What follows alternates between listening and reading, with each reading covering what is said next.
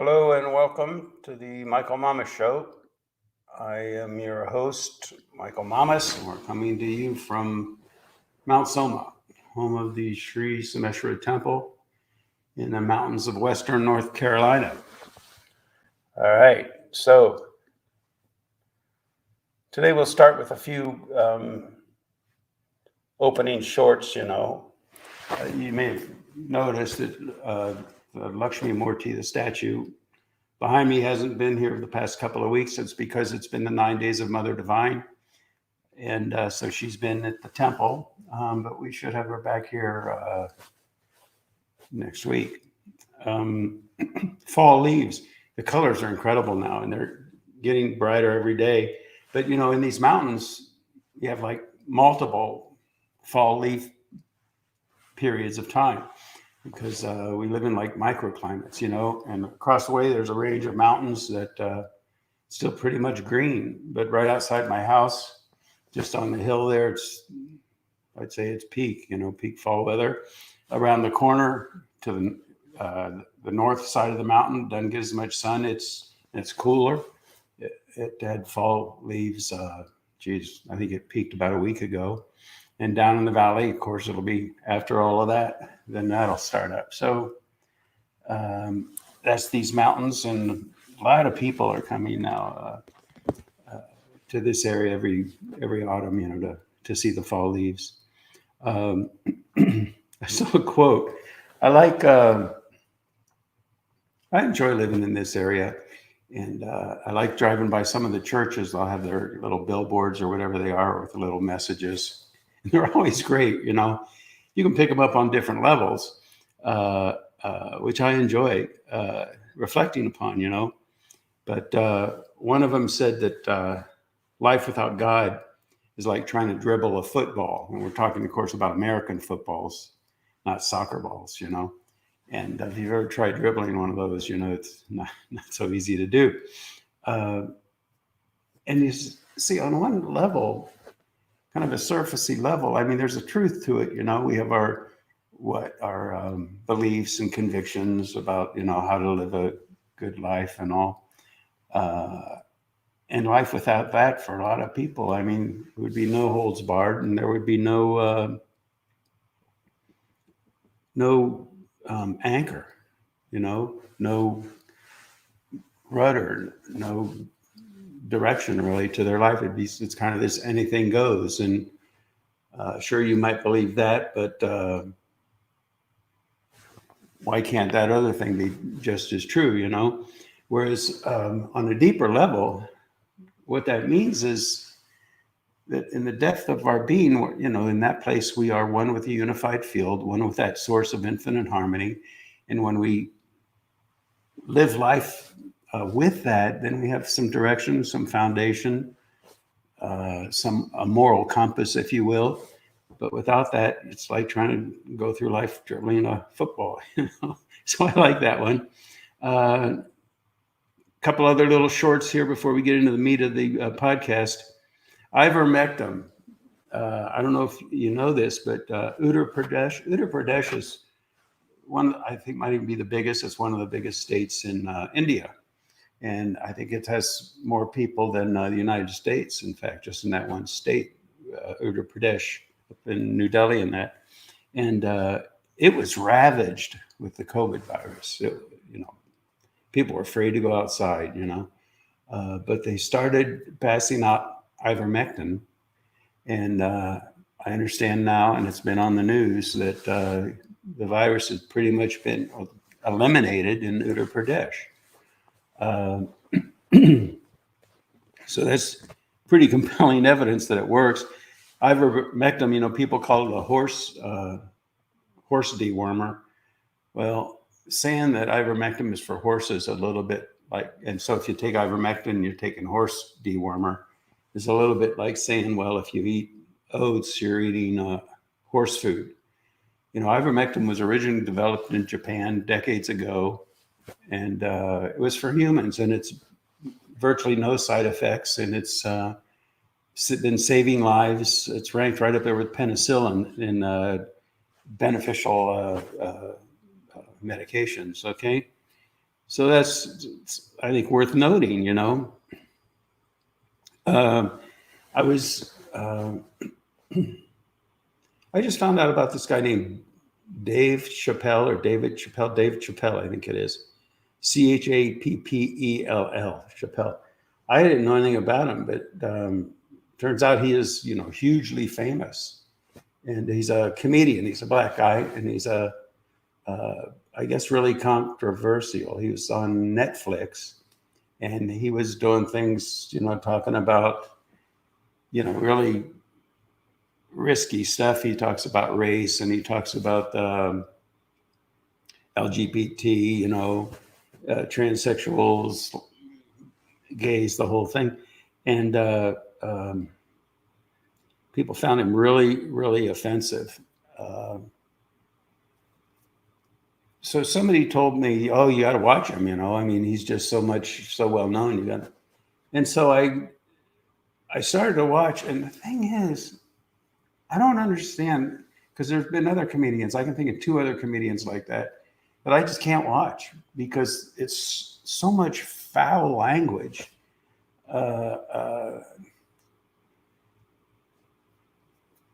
And so much it's just off-color sexual jokes and things.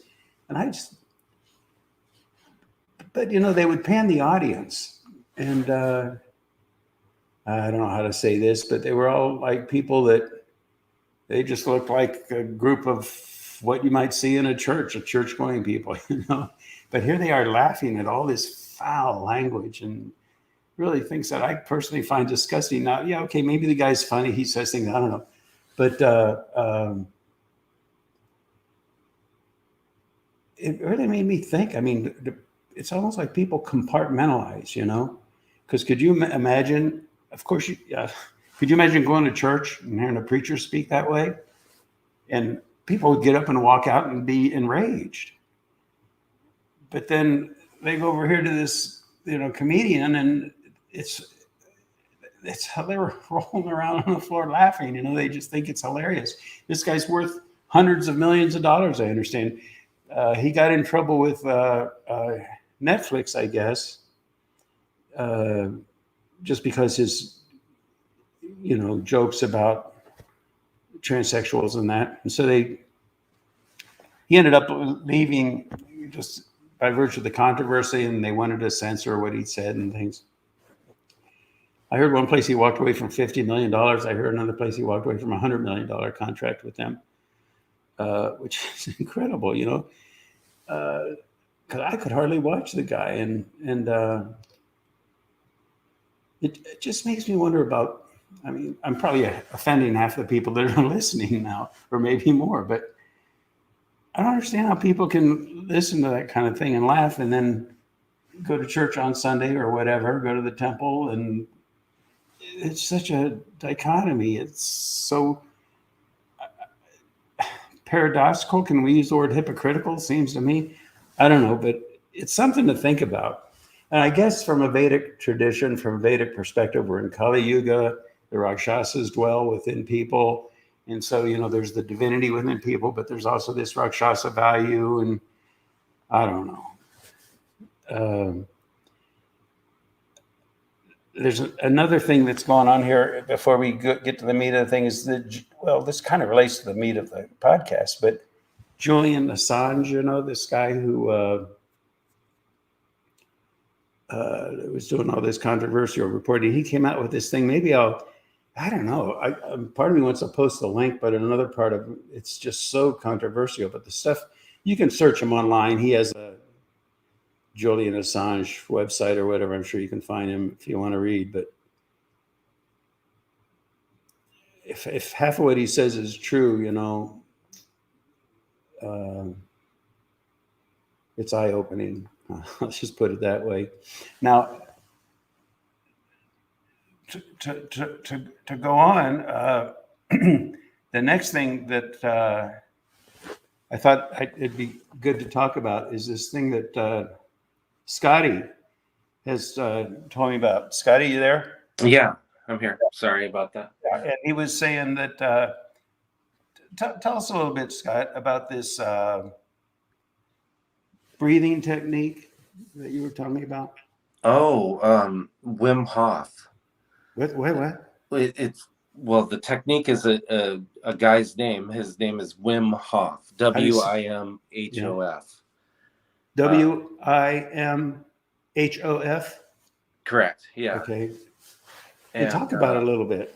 his background story is that he was married, had a few kids, and his wife got overcome by like depression, and she decided to kill herself.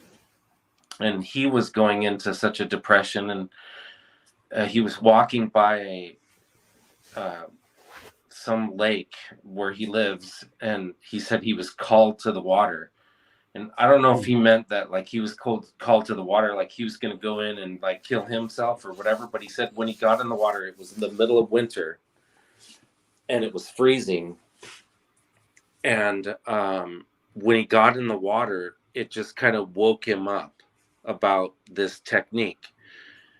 And what he's done now is he's started this school to teach this technique because he's basically tapped into where through the breathing technique you can control your sympathetic nervous system, so your immune system, all that. So he started being able to go in to do all these crazy things in the cold, and it's a combination of these breathing techniques and then exposure to cold, and then you start to be able to, again, control like your immune system. A Like, lot of this stuff has been like something about viruses. You were telling me that. yeah, no, they did a study on him, Mm. um, where they brought him into the hospital, injected him with a some kind of virus. I forgot exactly what virus, and he had no reaction. Mm. And the people in the hospital were like in disbelief that they'd never seen anybody not have like some, because it's one that they use to like test your immune response, so it gives you certain symptoms. It's not like a deadly one or whatever, but he had no symptoms. So they said he's an outlier, it must be strange. And he's like, no, I'll teach you guys, get 12 people, I'll teach them how to do it, and then we'll come back and you do it to them in 2 weeks. And so did it. All 12 of the people were able to control the immune response system, so they're just again blown away. So he's just blown up where He's really now, famous, huh? yeah, I mean, And he's then all over the place. you were saying about how you can hold your breath for 6 minutes or something.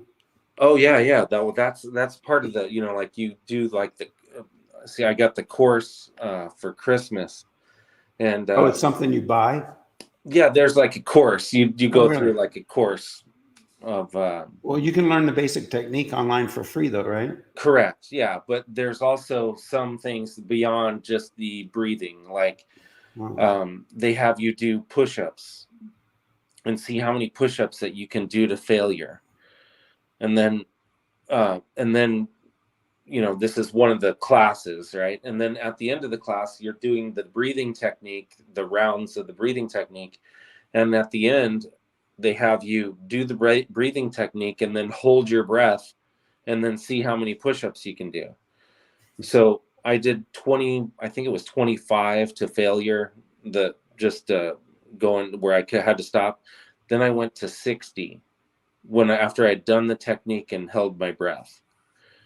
That's crazy. And the other thing you told me about this technique some time ago, and I forget if you sent me online to a place where you can learn the basic technique for free or what.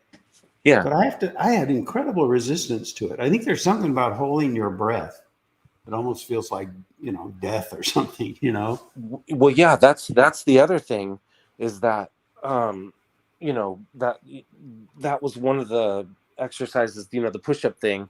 But then the next one is that during those rounds you just see how long you can hold your breath, but as soon as you have the urge to breathe, just breathe. So like, you know if it's a minute, then you just go a minute. Then if you can do it longer, then you do it longer. But it's just after you do the technique, like I think the first time I did it, it was like a minute, and I held my breath for like a minute and a half, and then by the last round, I was up to like, I think it was 2.5 minutes. But then as I got deeper in the course, then I began to hold my breath longer and longer. Well, And let I me think ask you, that's part of it too. when you held your breath for 6 minutes, Yeah. what was it like agony when you were 5 minutes in? No, because now you're like, I'm not going to die. It's like, So you're because comfortable. I've done it now. 5 minutes in, and you were completely comfortable. Yeah, I'm like, okay, now I'm going No past, kidding. where I've gone before, and it's just showing you, it's just kind of like the, any, it's getting a hold of your, again, the fact that, hey, I can hold my breath for longer than I thought I could and still be alive, so there's something about it that kind of teaches you, or something. I got to get over that You're okay. hump, that basic initial aversion hump. It's like, I don't want to do this, Right. But you were saying you'd help me work, we'd work together and talk me through here a little bit. And I think we Sure. should do that at some point. Yeah. Amazing. It's amazing. Yeah. And I was talking about David Chappelle a little bit ago, and he had some technical difficulties in the beginning there, and I was saying, the comedian, and how he's very controversial because he talks about LGBT or whatever, and Right. and all that stuff, but also just the vulgarity, of the things he says, and the foul language, and it just was kind of. I mean, you look at the audience, and I think they look like, I hate to say it this way, but like normal people that you'd see in church, for example. And if they heard one cuss word, they would be so offended and they'd get up and walk out. But here, this guy is just saying the foulest things you can imagine, and nobody minds. I could hardly watch it, Scotty. Yeah. Yeah. And there are other comedians like that. And they just swear like crazy. I can't think of this one guy's name, but what's his name? Anyway, it's just perplexing to me how people have these different like little compartments that they put other people in, and okay, this compartment, now we can say all this terrible stuff, but this compartment over here, you better really watch what you say. And it's just, to me, it's a commentary on human mentality. Well, it's interesting though now too, is he's always pushed the boundary of what you could say or how you looked at something. Because even when he started that Chappelle show, he was a comic for a long time, but then he got his own like skit comedy show, and he was pushing the boundary. I think I told you where one of the first skits, he did a skit where he was a blind black man that was the top white supremacist, and people were just like, oh my God, it's just been a mission of his to see how far you can push things. And I think some boundaries need pushing and other boundaries need to be respected. Sure. But now what's interesting about what's happening with him is when this latest the closer, it's called, and I think it's called the closer because he said he's going to not do these comedy specials for a while, right? This will be my last one for a while, is what he said. And did he say why? Well, I think what it is he's pushing the boundaries of this cancel culture that's happening right now, because I see.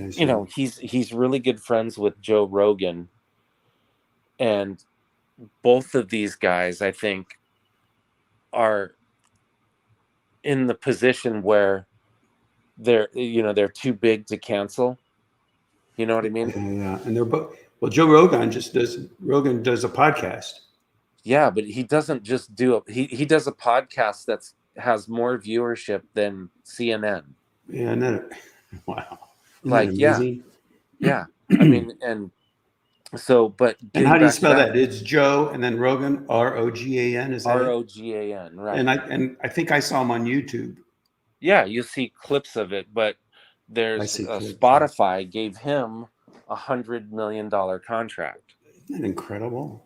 Yeah, to be on there. It was kind of like the uh, when um, when Howard Stern went to the Syria, like Yeah, Sirius radio or Siri the or whatever. satellite Yeah. radio. Yeah, Right, he right, went right. from free radio to that. They give him a huge thing. But what I'm getting back to is that, like, when this latest this last episode that Chappelle did, when it aired, people, everybody came unglued. The every LGBTQ, uh, you know, attacked. And then everybody at what is it, on the Netflix where he's doing it. Thousands of their employees said, if you don't pull this down, we're quitting. You know, Hmm. which brought more people to want to watch it and see it. You know what I mean? I went And on Netflix and I saw he has tons of. I didn't watch them all. I yeah, just tried to watch the one, but and they're like, we're not pulling this down. yeah, yeah, yeah, yeah, yeah. And so now he's, because it's now it's I don't know if that's what his motive or his idea was to do, is to fight back against this. But there's so many comedians that have been shut down. And then you sent me this, Scotty. I'm sorry, you sent me this link about Julian Assange. Oh yeah, He was just. I almost don't want to repeat everything that he said. I mean, because it was pretty extreme, but it had credibility to it at the same time. How can people access that? I think it was on Twitter or something. What didn't it say? Or So if people just Googled Julian Assange, they could find it or something if they wanted to view it. yeah, I was gonna see how because it was signed and said, yeah, on Telegram. Telegram, just go search him there. Yeah, at Julian Assange or something. Anyway, if people wanted to listen, they could find that. But a lot of crazy stuff's going on in the world. I was, oh boy, there's just so much going on. I was thinking about, what's going on in the world today and stuff. And I started thinking about, have you ever seen that movie Judgment at Nuremberg? It's an older movie with Spencer Tracy and Burt Lancaster. Spencer Tracy's this older, wise, judge from the United States, and he flies to Nuremberg to be one of the judges on the trials post World War II for the Nazis. And then Burt Lancaster is playing this guy who was a judge, highly respected, wrote books, very reflective, profound thinker, who was a judge under the Nazis. And he and I think it was 3 or 4 other judges were all on trial. And it just spoke. He was this really noble guy, but he kind of Burt Lancaster slowly kind of went with the status quo, and it was sentencing people to, horrible things that that the Nazis were perpetrating against the Jews and that. And it tried to give an insight. And Spencer Tracy in the movie was really trying to get an understanding of what was going on in these people's minds, And so it was a good movie, I think, because it helped us be reflective. And then in the end, Burt Lancaster basically wanted to be justified, wanted to be forgiven, or maybe not even forgiven, but understood. And of course, that at the end, Spencer Tracy just sentenced into, I forget, life in prison, I think it was. Yeah. And I think some of the guys got hung, but And so Burt Lancaster, wanted to talk to Spencer Tracy to get some kind of understanding, and Spencer Tracy wouldn't hear of it, And well, it turns out 10 years later, those guys got released from prison anyway, which is it's all a very interesting commentary on human mentality and the judicial system from both sides, from Spencer Tracy's side, from Burt Lancaster's side, and then also from the side of the people that released him 10 years later, So, and then there are other things like that. Scotty, the book Animal Farm, you can go online and you can get Judgment at Nuremberg summary, and just in one page you can read a summary. It's worth reading because there are a lot of little subplots about the German people and that, what their relationship with everything that happened, what their relationship with it was. And then there's another book, Animal Farm. I really would encourage you to go online and just write Animal Farm summary. I went through 2 or 3 before I found a really short one, but it talked about the different characters, and basically it was a takeoff on or commentary on what happened with Stalin, and the Soviet Union, and I think these things provide insight into human mentality, and largely I think it's a commentary on morality and the momentum of the times. And I think it then becomes even a commentary on what's going on in the world today, And then, there was this, by the way, the movie A Few Good Men, with Tom Cruise and the 2 guys that did a Code Red, And again, it's an interesting commentary, and you can go either way with it. But if you mix that together with the Judgment at Nuremberg, Animal Farm, A Few Good Men, it really gives a picture of, I think, an accurate one in a lot of ways of, how the human mind works. And then, Scotty, did you see that thing that talk that Putin gave? No, I heard about it, but I didn't see it. Oh, yeah. I'll put the link to that one on my, if you go to michaelmamas.net. Yeah, I think it's there's a video at the end of it, or you can just read it in the beginning. And he was talking about, I've talked about the Bolshevik Revolution before in 1917, and how it was really backed by these bankers that wanted to kind of get control of the Russian government just for money, just for the banking industry. And I guess they still have their fingers into it to this day. But what they did is they rebel roused. They created this whole revolution against the Tsar that was all contrived. And what was really amazing and what Putin was saying is he said all the same stuff that the woke movement, we think we're so original with this woke movement, He said they did the same thing. History's just repeating itself. They coerced the mass mentality to think a certain way and rebel against the status quo, and they actually overthrew the government.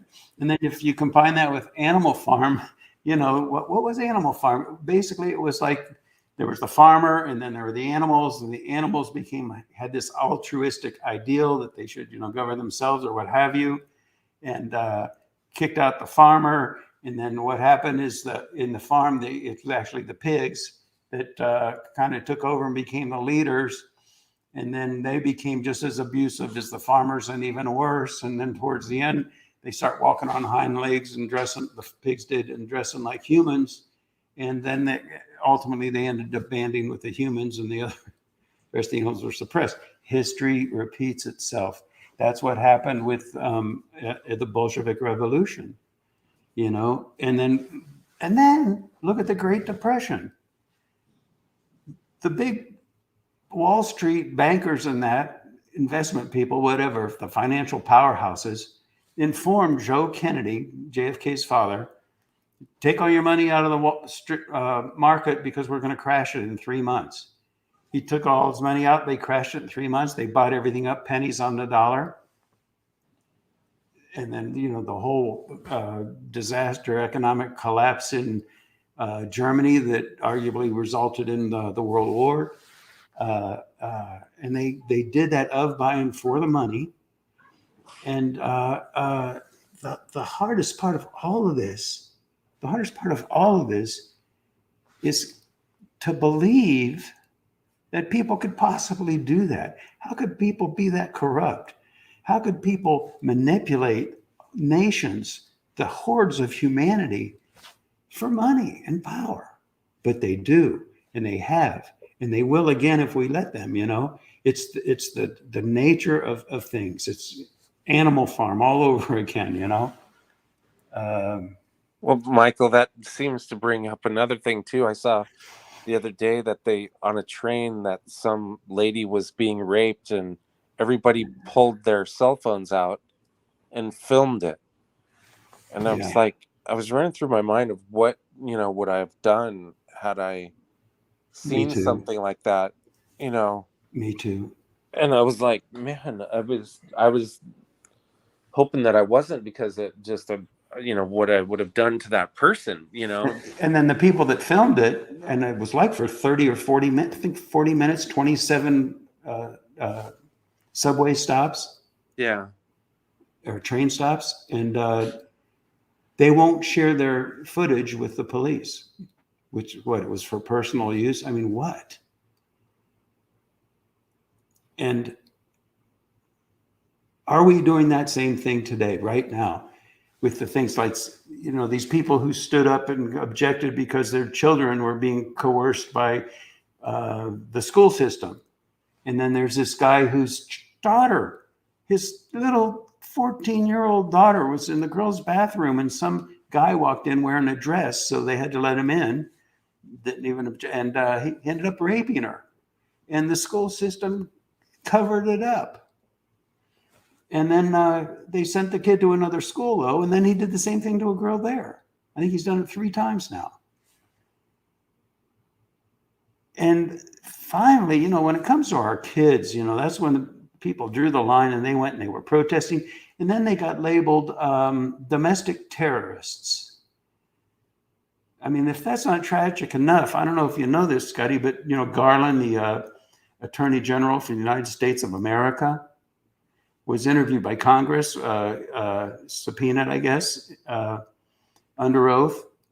And he was saying about so many things like that, he didn't know anything about it. I mean, are you kidding? Does he have a television set? Does he not watch the news at all? Does he not look at newspapers, anything? And here's our Attorney General.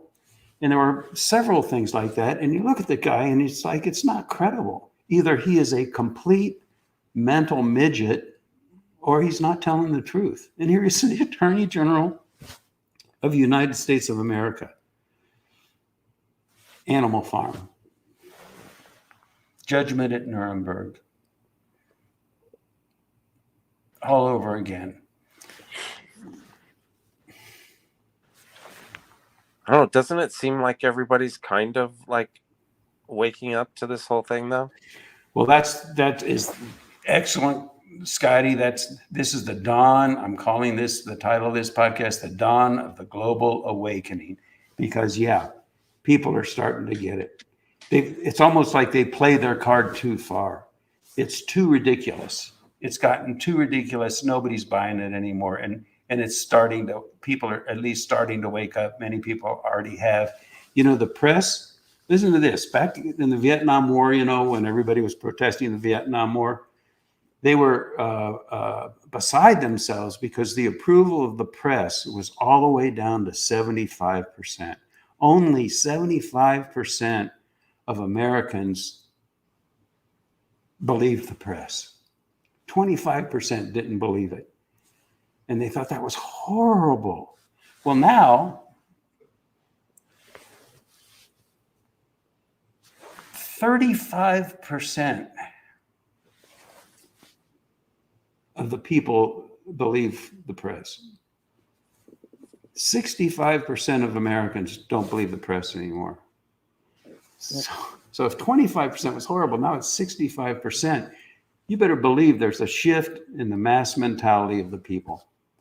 Yeah, because it's like a couple of things. Because I think, number one, like, the press is deserving of this, because that comes back to Joe Rogan, right? Oh yeah, why? Tell me.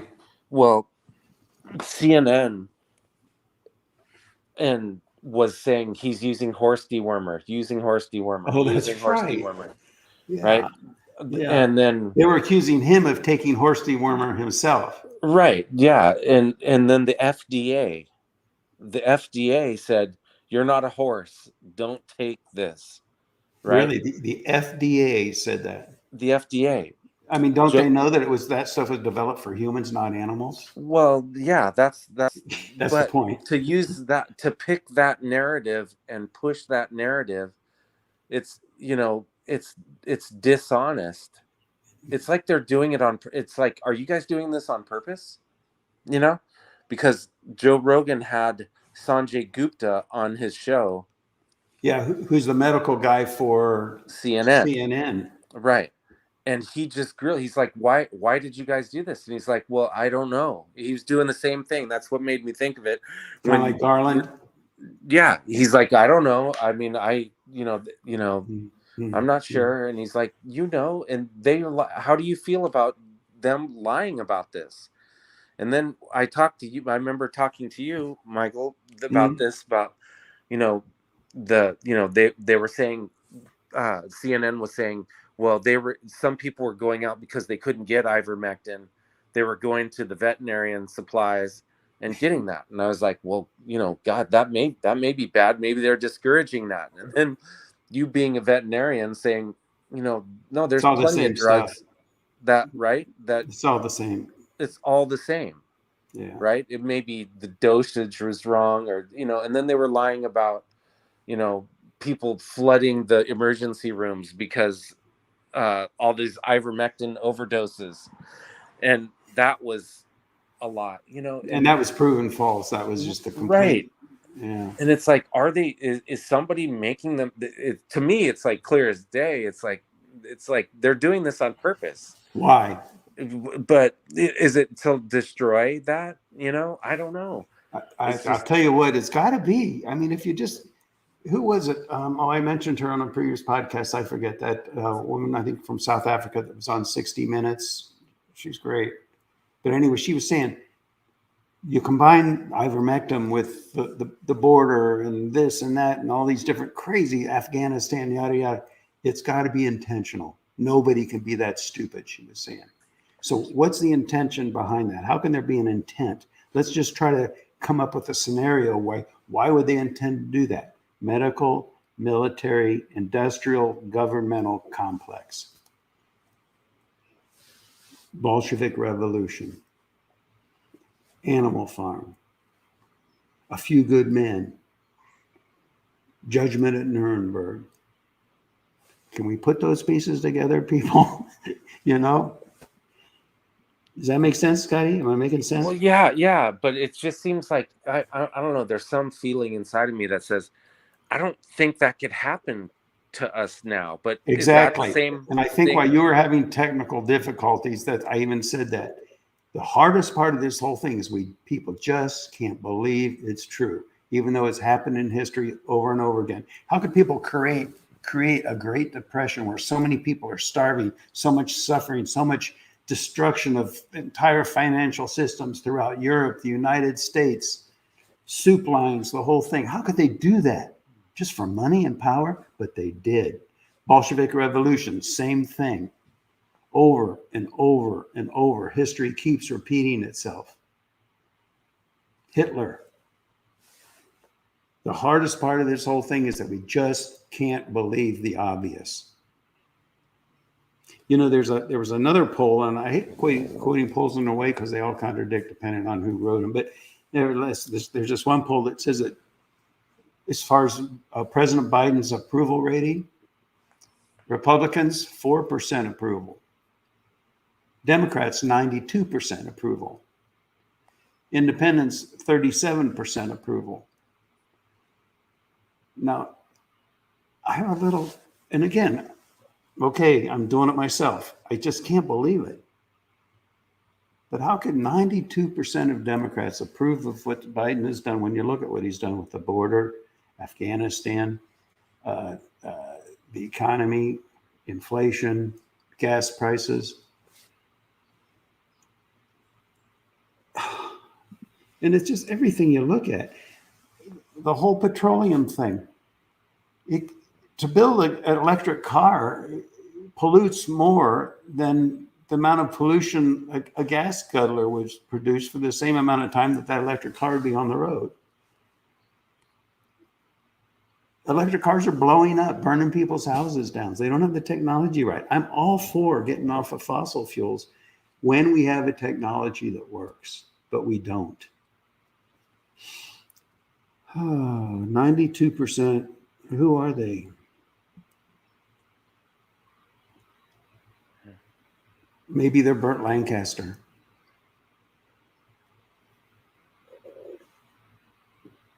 You know, in Judgment in Nuremberg.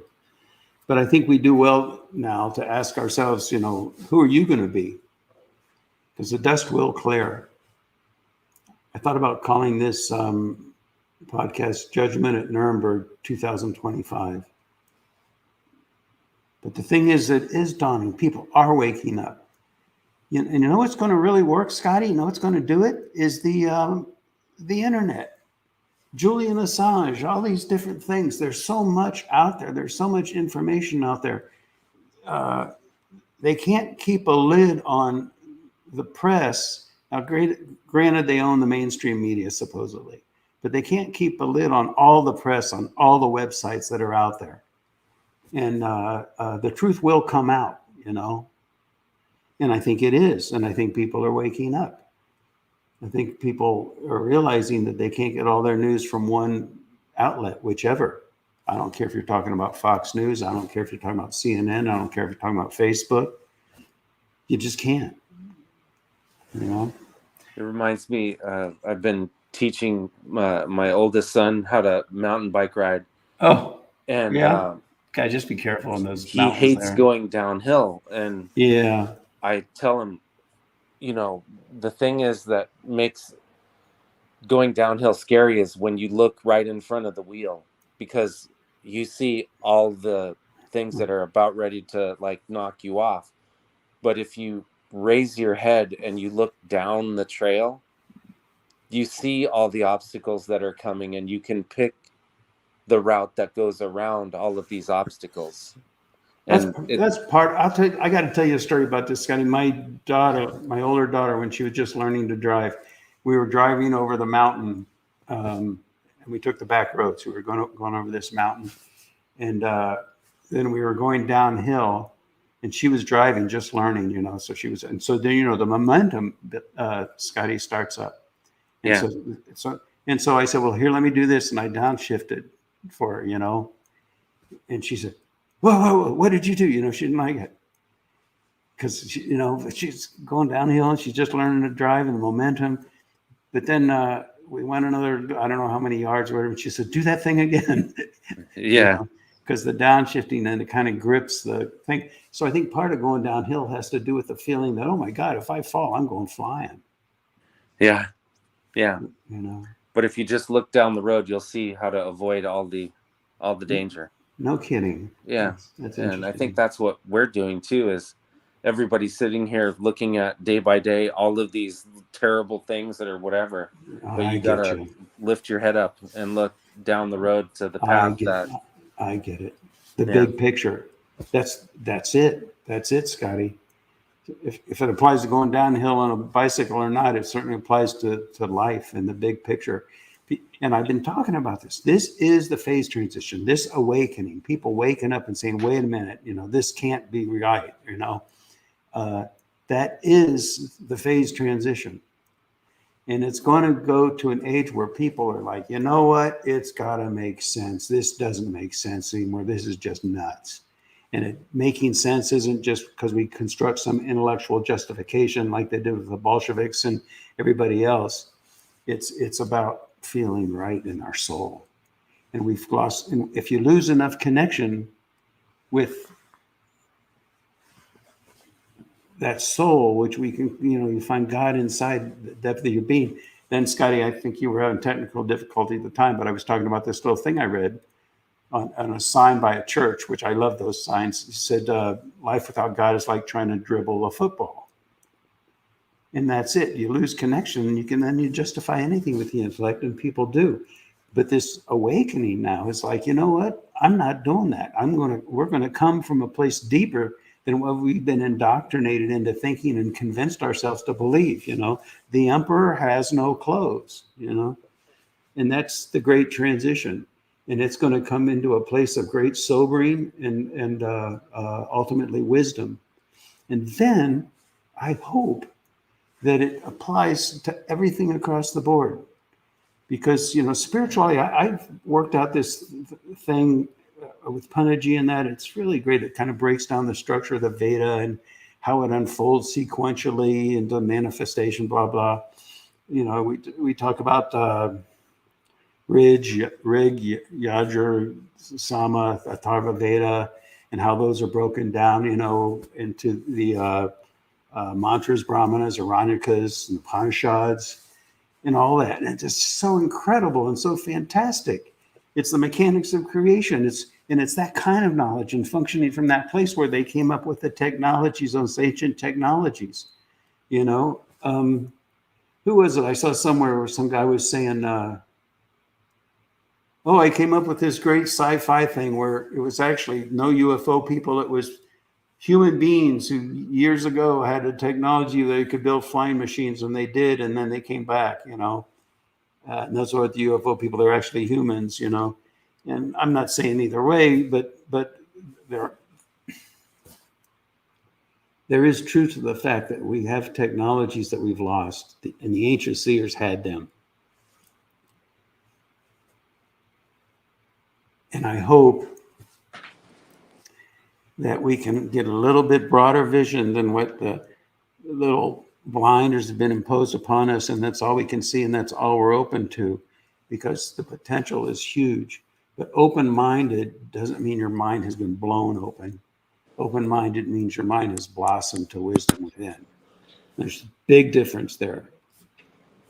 And I think that's going to be the golden age just around the corner now. So hang in there. People are afraid.